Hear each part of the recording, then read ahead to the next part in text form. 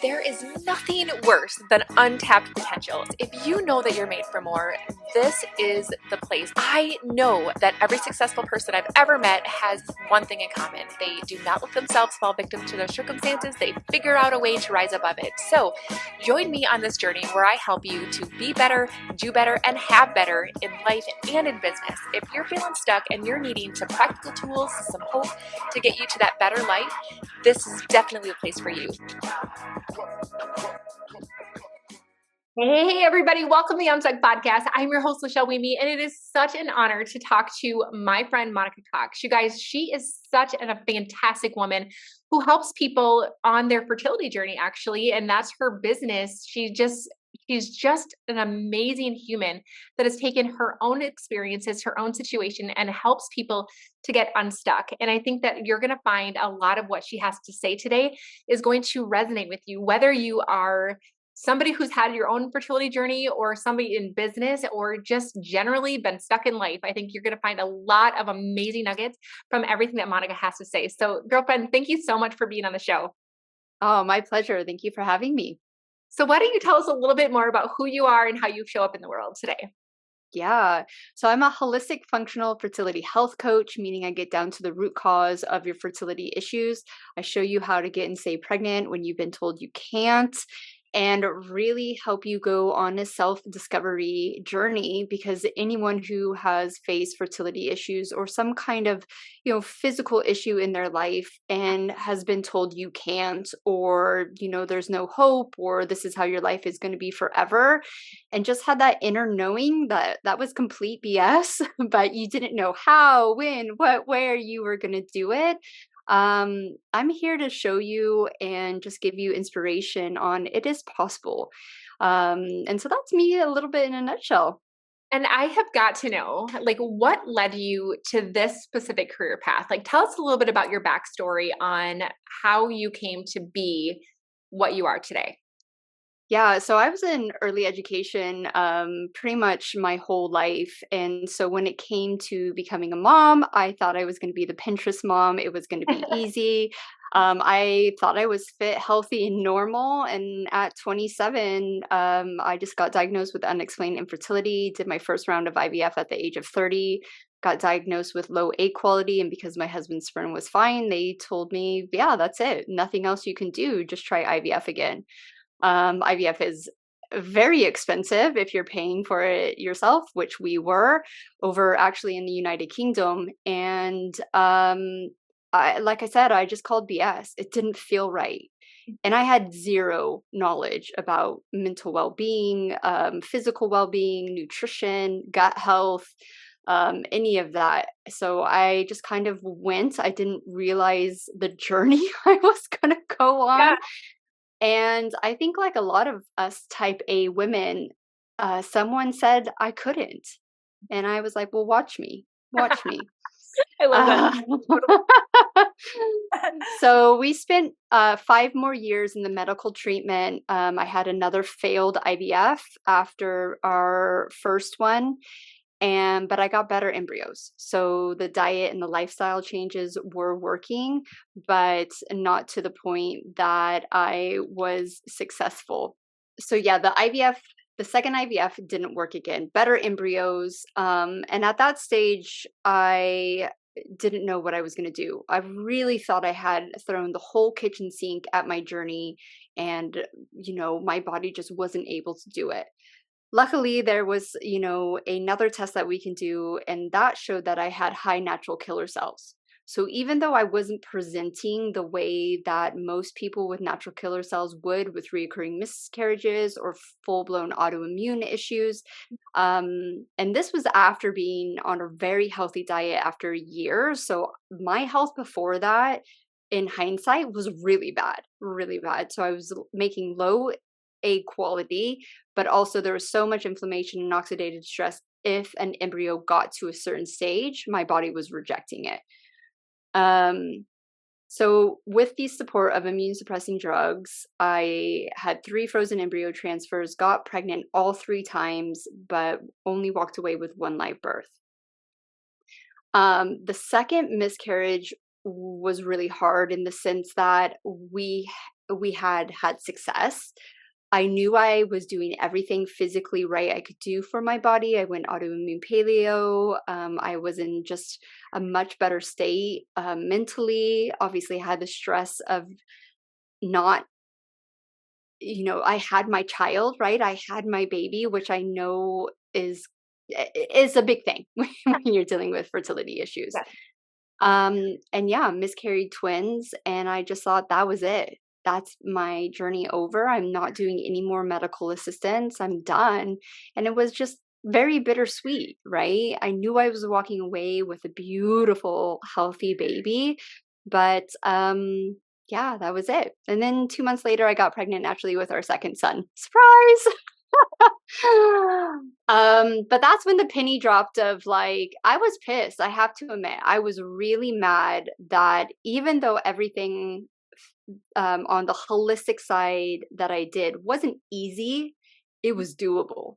Right.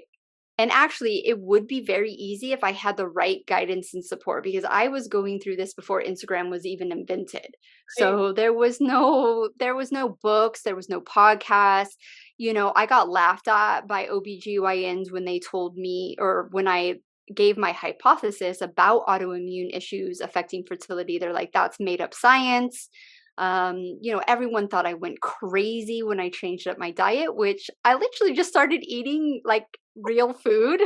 Like I wasn't doing these like crazy juice diets or like, I didn't even go vegan or like anything super, super restrictive. Yeah. And that's when I knew that the way I could help support children was through creating conscious mamas, Mm. that ripple effect. So in my early education years, I worked with special needs, and that's where my heart was.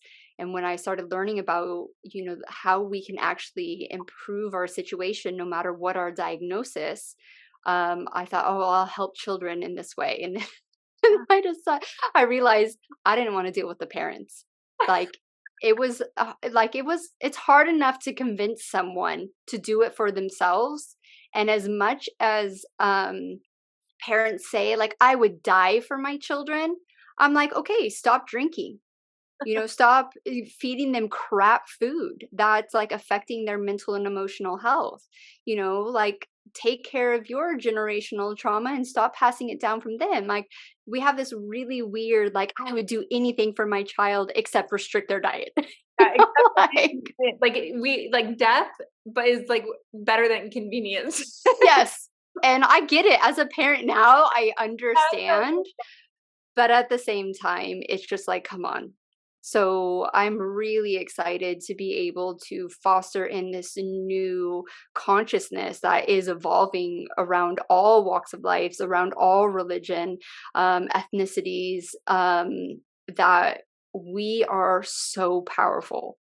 And like, it's funny because, like, no matter what you believe in this like ultra higher power amazingness that created you. So why would they create you to be so weak? Like, really? Come on now. I mean, and I can't remember the exact statistic, so don't sue me, you guys. But it's like we're like one in like a 10 trillion chance of us being even born. Like Mhm. it's crazy how much everything has to fall into place for us to even be here. And so yeah, like let's just use what we've been given to our biggest highest potential, and that's what it sounds like you've done. You took and have taken something that was really hard, and you've decided not only am I going to take the lessons, the things that I've learned, and I'm going to help other people, but I'm going to help them become an even better version of themselves so that they can be even better parents and raise the next generation to be better than that. Like, how cool Yeah. is that? Yeah. It's pretty cool. And we were talking before we started recording, you guys, like, Monica and I are on the same page when it comes to the victim mindset. And I think that when both of us have gone through fertility issues, and it's easy to be a victim to situations that feel like they're out of our control. Yeah. But Absolutely. neither one of us feel like that is anything that is going to serve us in the long run. And so tell us a little bit about, like, be honest. Did you ever feel like that? Like, God dang it, like, why me? And then what did you do to get yourself out of that funk? Yeah, I felt like that for years, and I think I just got tired of it, to be honest. I wish I had this like amazing miracle, like aha moment, but because my journey was, 9 years until I gave birth to my second son, it was just so long. And I was just tired of feeling those vibrations. I know you talk about it a lot, those levels. And when you're stuck in victim mode, you are so low, and it just got to the point of like I can't do this anymore. I have to find something different. And so obviously I changed up my diet, which scientifically makes you happy anyways, right? You you improve your gut microbiome, all your serotonin's there. Like you're just going to see benefits in so many different areas of your life. But the mindset piece, the first thing I did was I just started saying when I get pregnant instead of if I get pregnant. And that's all I really did. Of course, I was doing a little bit of yoga and like slowing down and all those types of things, but it wasn't this huge, like journey that I went on.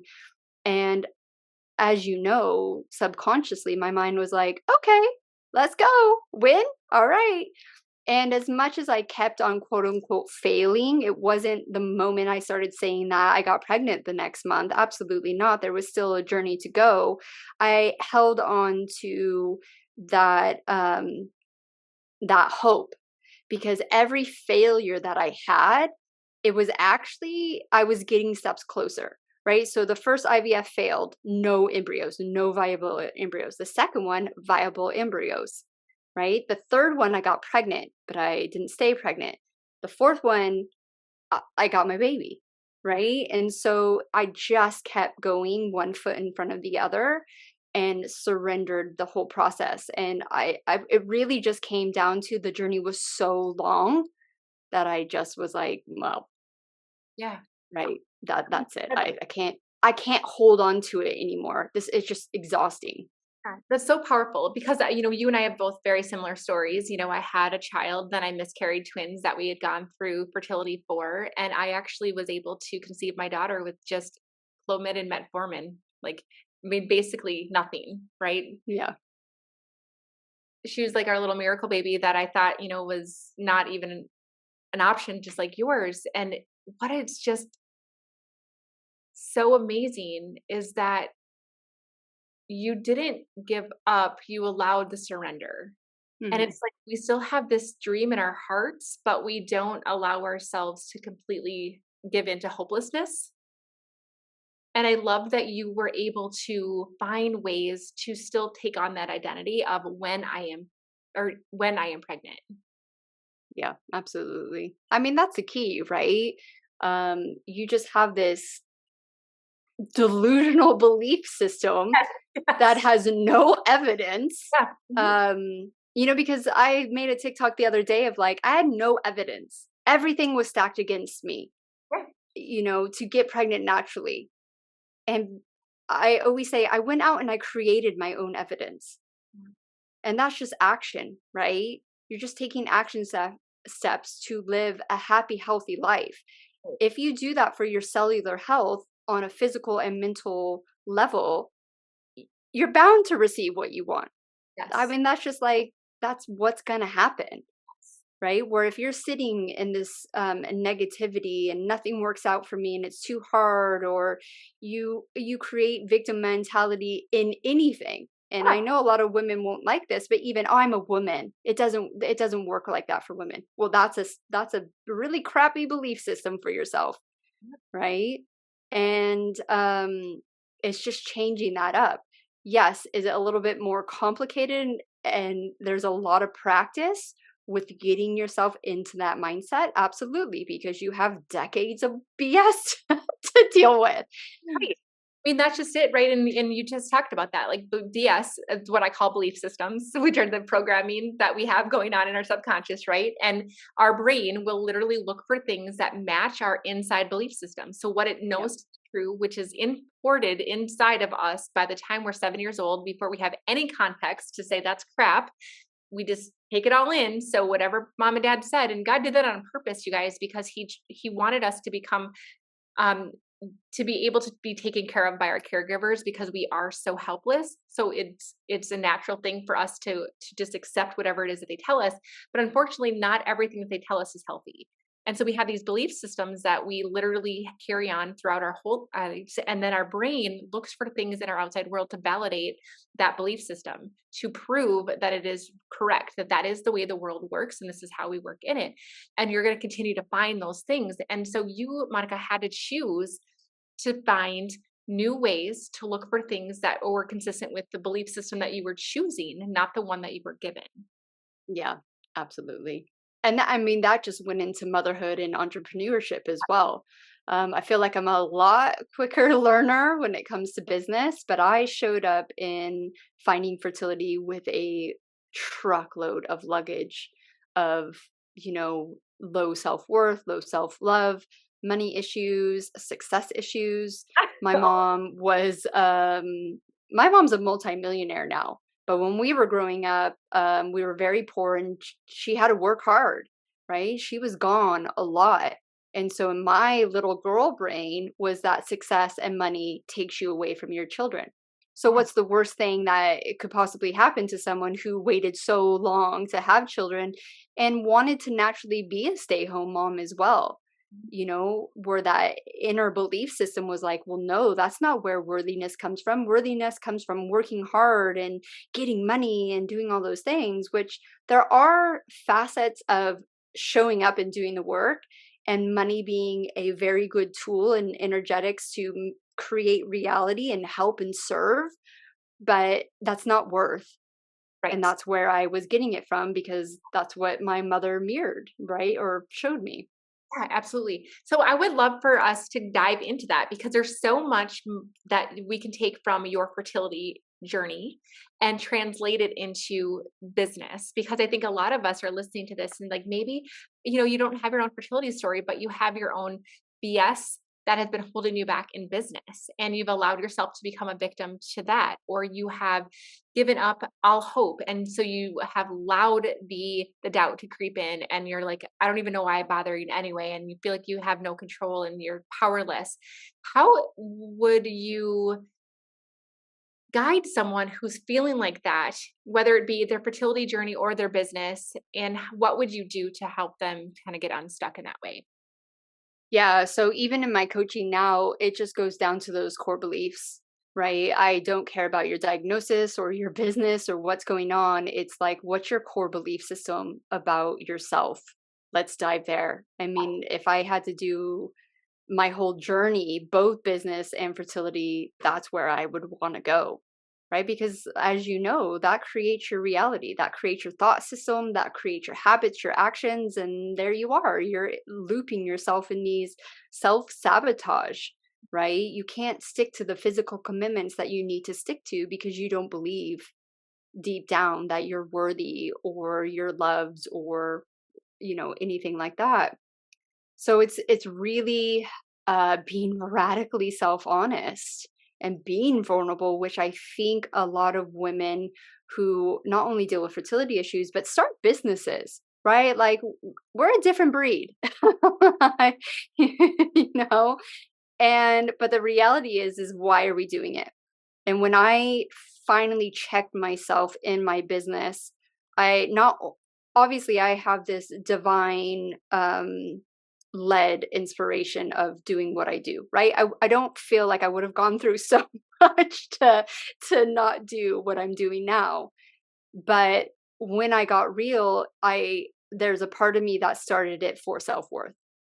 Oh Well, yeah. I'll be worthy in people's eyes if I have this seven-figure business, like I'm worthy now. And when I detached from that, um, that's when it became like I unstuck myself, right? My worth and my love was not wrapped up in this business. I do this business because I love it. I do this business because I know that that's one of my divine missions on this earth.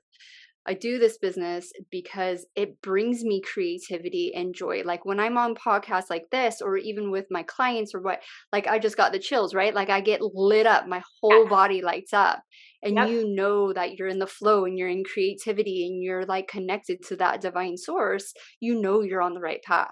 If you're sat at the computer, slunched, hating the world, I mean, look, there's tasks that we all have to do that aren't Yes. fantastic, but you don't even sit at those tasks in a negative vibration. You're like, all right, just I'm going to bust this out, Yeah. or I'm going to hire someone to do it because I think that's a worthy energy exchange for me. Yep. So that's the unstuckness, is really getting to the root of those emotions and those feelings. And as you know, that all stems from your childhood and from your social surroundings, your DNA, and it's unpacking that. And the cool thing that we've well, what we're doing now is like, I don't feel like you have to go through all the hardships we went through, right?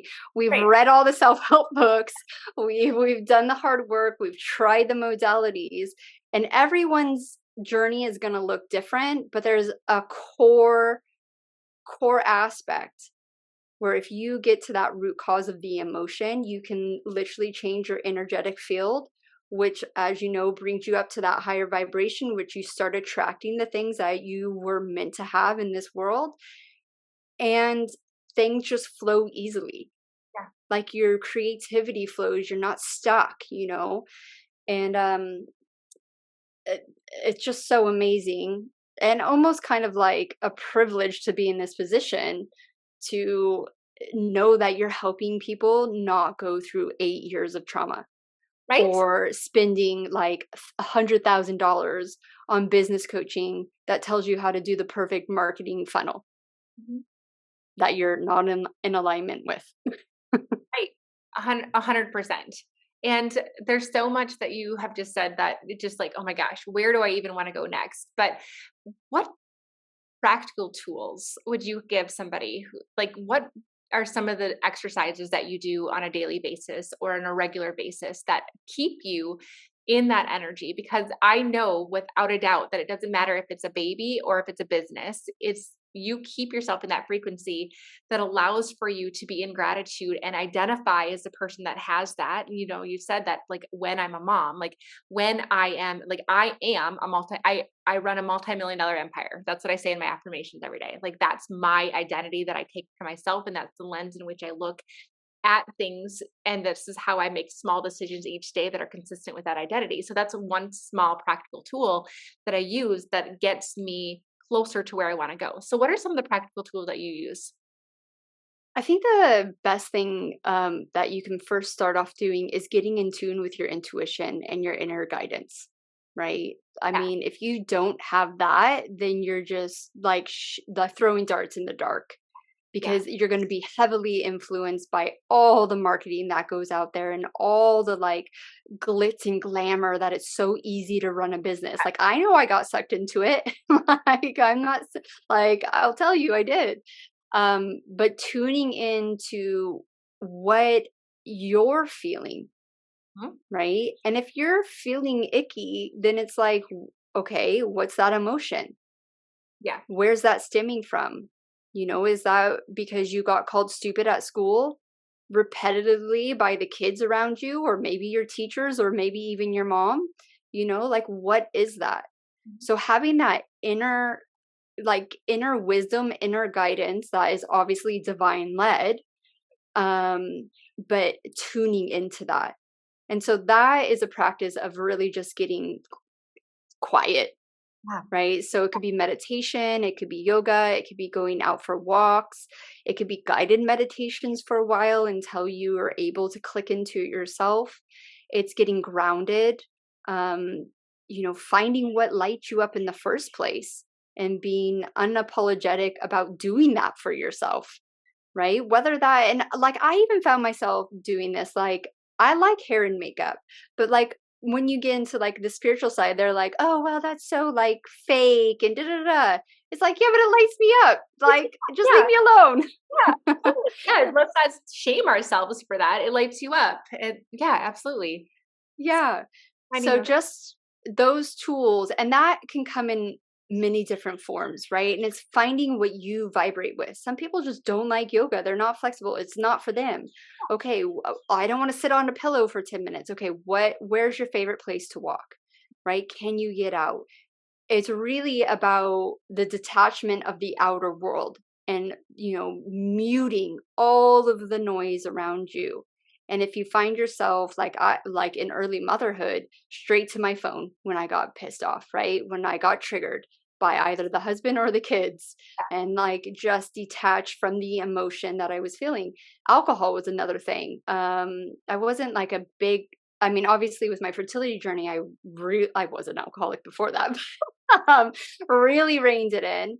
And I thought I was never going to go back to it, but I found myself like 2:30, 3 o'clock in Hawaii. It's lime time, right? Like you have no real responsibilities. You can have a few drinks. We're not getting drunk or anything. But I found myself that I was disconnecting and I wasn't sitting with the emotion of even boredom, right? Like one of my biggest struggles, and I knew this from early education, but for most parents, you have to let your kids be bored. It's like a rite of passage. That is where their creativity comes from. That is where they're going to find self expression.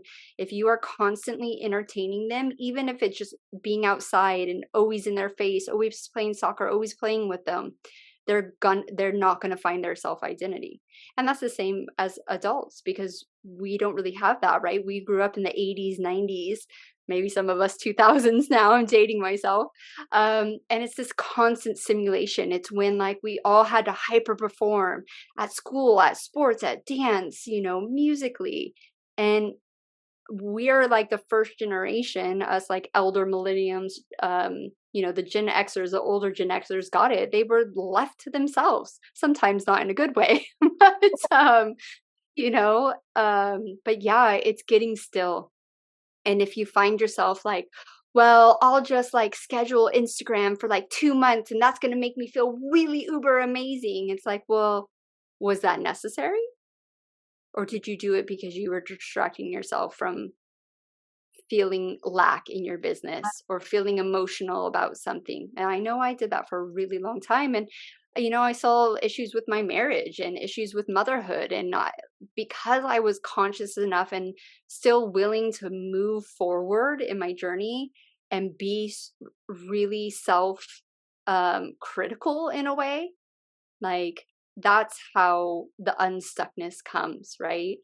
And of course, I paid for coaches. I've done courses. Like I said, I've read every freaking self-help book out there, No. right? And it's not and once again, it wasn't until I got sick of the things in my life that weren't working that I was like, I have to shift inwards. I mean, how many of us read books or listen to podcasts and there is a workbook associated with it? Like even my own book, there's lots of activities, but how many of us actually do the dang activities, right? Hmm. It's because it requires us to have to go in. We can't just consume knowledge and not Yeah. do anything with it, you guys. And I love what you're saying, Monica, because you're allowing for us to get rid of all of the chatter. So I think that in business and in fertility, it's really easy for us to get into desperate energy. It's really easy for us to then start to hustle for the sake of hustling. If I just do this, and this, then it's naturally A plus B should equal C and everything should come in. And we find ourselves in this hustle of energy that's actually taking us further away from where we want to go. Oftentimes, I find that people then, because they're in this desperate space, will ask like 100 different people what they should do, right? Hence, Hmm. Yeah. and then all that does is it creates a state of confusion and overwhelm. So then Yep. it's like, then we want to numb it out with more stuff, right? And so I think that what happens is, and what you're saying is that no matter if it's your fertility journey, your business, your life, if you guys can just push past the discomfort of getting really quiet and in yourself, your inner knower knows. Your highest self and your divine guidance will teach you what to do next for you, not what Sally Mae and Jenny J do over here, right? It's literally like what's best for you. Because when you get into alignment with who you are and what's meant for you, you can have one conversation that's as fruitful as 1,000 that everybody else is, right? And so, oh my Yeah. gosh, So good. I could talk to you literally all day. Like there's so much we have in common. Monica and I actually just recorded another podcast for her show previously to this. So we have been talking like for hours and stuff. It's so much fun to have you in my life. And I just know that everybody who's listened is going to get a chance to be so blessed by the things that you've given us today. Is there anything that you haven't had a chance to touch on that you really want to make sure that you mention? Yeah, just be graceful with yourself. When we're walking through this journey, I heard the other day, it's like, it's a masterclass. Earth is a masterclass, right? Like, we don't come here, it's not kindergarten, and we're not just learning. Like, you are moving through some really crazy, heavy, dense stuff. And I feel like you're winning if you're able to just keep moving, right? Even if it's a snail's pace. And just be graceful, because I would say majority of people around you, including friends and family, and even like business owners that you get into these masterminds with, like they're I don't want to say like levels. I don't really like that, but just trust me, you're well far ahead. If you're listening to this podcast and you're consuming this information, you're just at a different place than most people are willing to say, hey, yeah, I vibrate at this high level because of my emotions, my thoughts, my feelings. I create my reality. That's like 1% of the world actually believes that. And here we are, guys. Like you're here, you're in our club. So Yeah. make sure that you're going to have access to all of Monica's amazingness in the show notes, so that if you want to connect with her, if you want to follow her journey, if you want to work with her, make sure that you check out the show notes of this episode, because she's so fantastic. And one of the things that I always do, Monica, when we are wrapping up a conversation, is I ask you to think of a question that the audience could think about that's going to move them from where they are to where they want to be. So what would be a question that they could ponder that's going to move them forward? What you have written down in your like manifestation journal, is that truly what you want? Or is that what society has told you that you want? That's so good. That's the first time that question has ever been asked, by the way. And we've been Yeah. doing this for 3.5 years. So strong. Nice. So fun. You guys, if you haven't already, make sure that you hit subscribe, leave a review, let Monica know what you loved most about her conversation today. And it's always fun when you take screenshots, share us out on socials, tag us in your stories, let us say hey, so that we get a chance to converse with you, because sometimes it feels kind of lonely on this side of the screen, doesn't it, Monica? Like we want Yeah. to connect with you guys. So make sure that you're reaching out and doing all those fun things. And thanks for listening, you guys. I'll see you very, very soon and next week. And Monica, thank you so much for being here. Thank you.